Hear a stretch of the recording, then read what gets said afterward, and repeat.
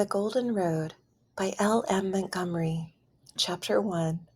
A New Departure. "I've thought of something amusing for the winter," I said as I drew into a half circle around the glorious wood fire in Uncle Alec's kitchen. It had been a day of wild November wind, closing down into a wet, eerie twilight. Outside, the wind was shrilling at the windows and around the eaves, and the rain was playing on the roof. The old willow at the gate was writhing in the storm, and the orchard was a place of weird music, born of all the tears and fears that haunt the halls of night. But little we cared for the gloom and the loneliness of the outside world. We kept them at bay with the light of the fire and the laughter of our young lips. We had been having a splendid game of blind man's buff. That is, until it had been splendid at first, but then later the fun went out of it because we found that Peter was, of malice prepense, allowing himself to be caught too easily in order that he might have the pleasure of catching Felicity, which he never failed to do, no matter how tightly his eyes were bound. What remarkable goose said that love is blind? Love can see through 5 folds of closely woven muffler with ease. "I'm getting tired," said Cicely, whose breath was coming rather quickly and whose pale cheeks had bloomed into scarlet. "Let's sit down and get the Story Girl to tell us a story."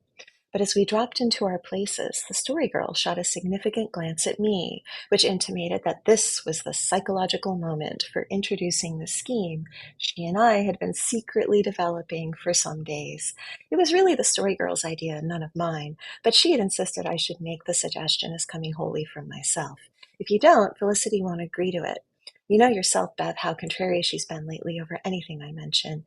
And if she goes against it, Peter will too, the ninny, and it wouldn't be any fun if we weren't all in it.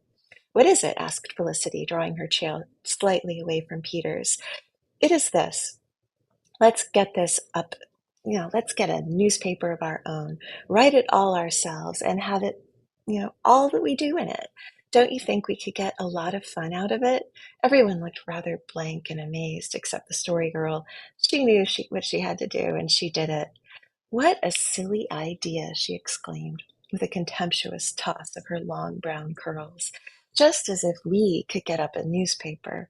Felicity fired up, exactly as we had hoped. "I think it's a splendid idea," she said enthusiastically. "I'd like to know why we couldn't get up a good newspaper as good as the one they have in town.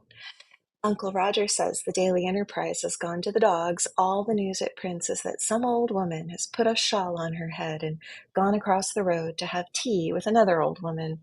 I guess we could do better than that.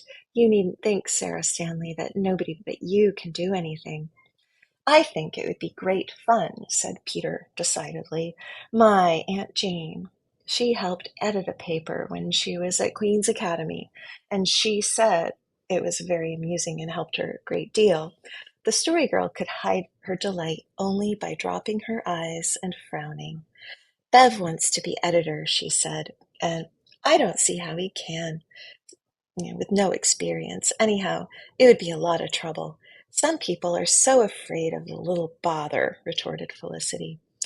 "I think it would be nice," said Cicely timidly, "and none of us have any experience of being editors, any more than Bev, so that wouldn't matter."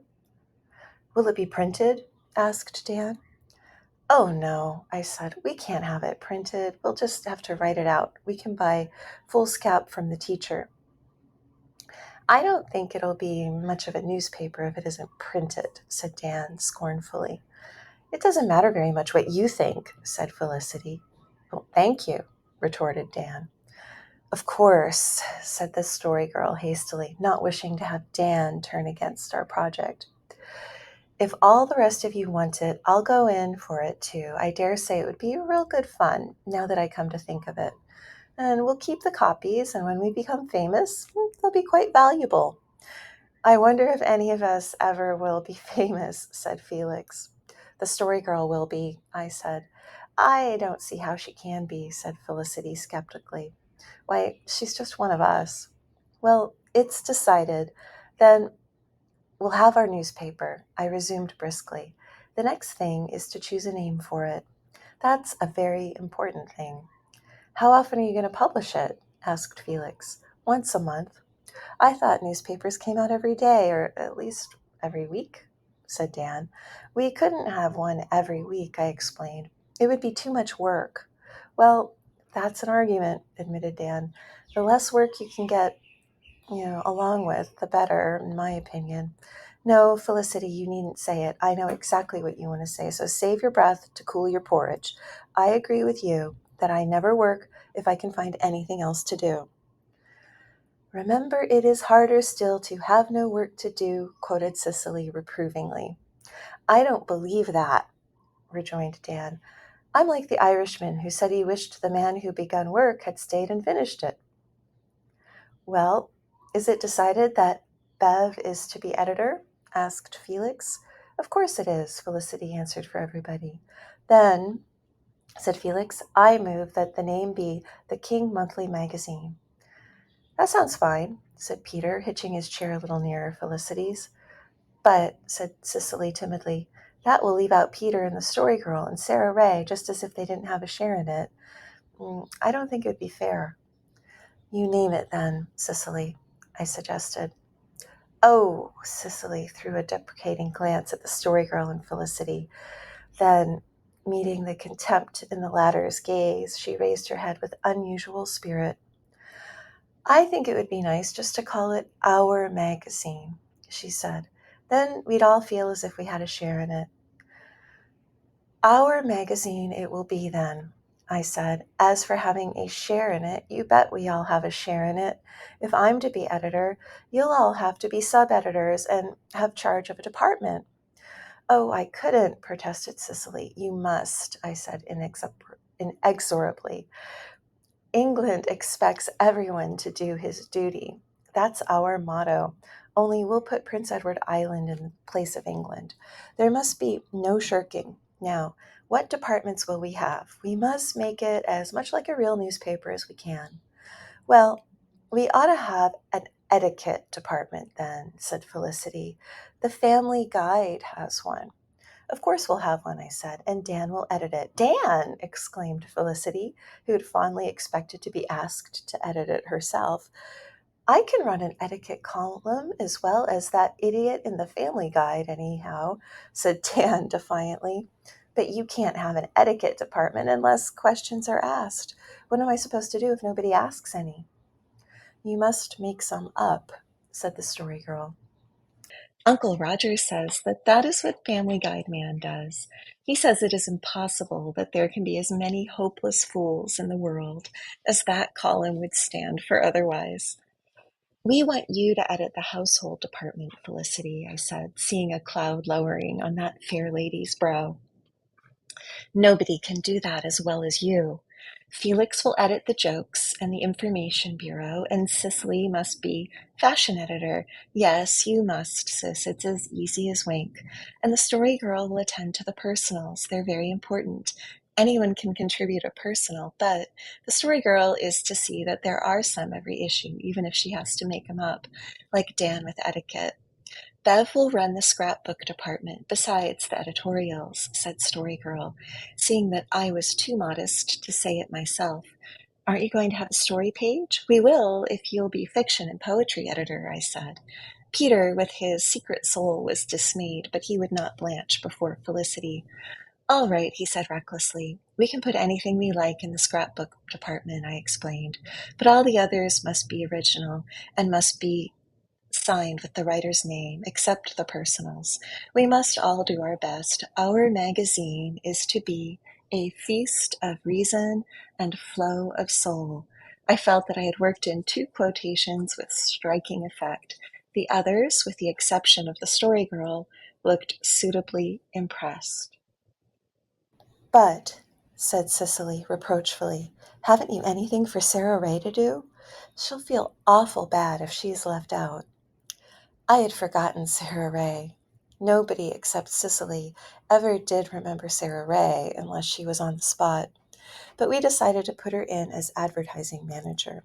That sounded very well and really meant very little. Well, we'll go ahead then, I said with a sigh of relief that the project had been so easily launched. We'll get the first issue out in about the 1st of January. And whatever else we do, we mustn't let Uncle Roger get a hold of it. He'd make such fearful fun of it. I hope we can make a success of it, said Peter moodily. He'd been moody ever since he was entrapped into being fiction editor. It'll be a success, if we are determined to succeed, I said. Where there's a will, there is always a way. That's just what Ursula Townley said when her father locked her in her room the night she was going to run away with Kenneth McNair, said the Story Girl. We pricked up our ears, scenting a story. Who were Ursula Townley and Kenneth McNair? I asked. Kenneth McNair was the first cousin of the awkward man's grandfather, and Ursula Townley was the belle of the island in her day. Who would you suppose told me the story? No, read it to me out of his brown book. Never the awkward man himself, I exclaimed incredulously. Yes, he did, said the Story Girl triumphantly. I met him one day last week in the back of the maple woods when I was looking for ferns. I was looking for ferns, and he was sitting there by the spring, writing in his brown book. He hid it when he saw me and looked real silly, but after I talked to him a while, I just asked him about it and told him that the gossips said he wrote poetry in it. And if he did, would he tell me? Because I was dying to know. He said he wrote a little of everything in it, and then I begged him to read me something out of it, and he read me the story of Ursula and Kenneth. I don't see how you ever had the face, said Felicity. Even Cicely looked as if she thought the Story Girl had gone rather far. Never mind that, cried Felix, but tell us the story. That's the main thing. I'll tell it just as the awkward man read it, as far as I can, said the Story Girl, but I can't put all his nice poetical touches in it, because I can't remember them all, though he read it over twice for me.